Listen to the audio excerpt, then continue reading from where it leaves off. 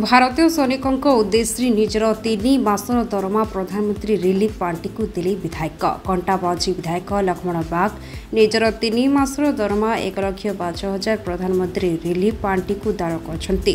Operation सिंदूर रे आमर भारतीय सैनिक निजर पराक्रम देखाई एही मिशन को सफल करछन्ति, जाफल रे आमे प्रत्येक गाँव त्रिरंगा यात्रा करी भारतीय सेना को सलाम करछु। तांको उद्देश्य कंटाबाजी विधायक एभली पदक्षेप नैथिबा एक सांबादिक सम्मेलन रे सूचना दैछन्ति। सम्मेलन रे वरिष्ठ बीजेपी नेता शिवाजी महांती मध्य उपस्थित थिले। विधायक कंटाबाजी तहसीलदार विश्वनाथ खालकों जरिया 1,05,000 टंकार एक चेक प्रधानमंत्री रिलीफ पार्टी को प्रदान करछन्ति। पाटनागढ़ पाटना समाचार। जेन माने हमर देश लगी निजर जीवन को बलिदान दौछन से ही देश रो सैनिक मानकर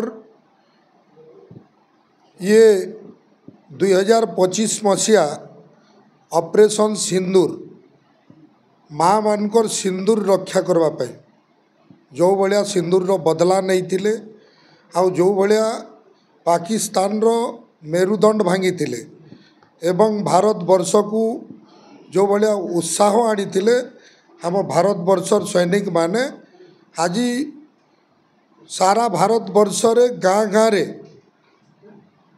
त्रिरंगा यात्रा रो उत्साह पालन करा जाउछे।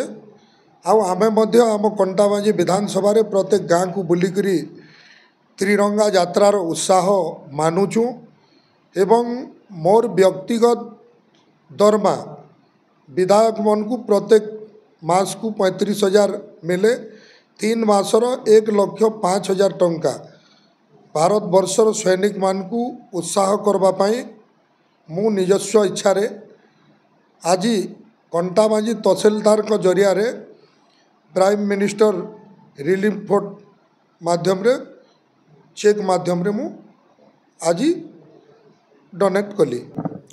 आज आमर कंटाबाजी विधायक आमर आज गोटे चेक प्रदान करछन्ती।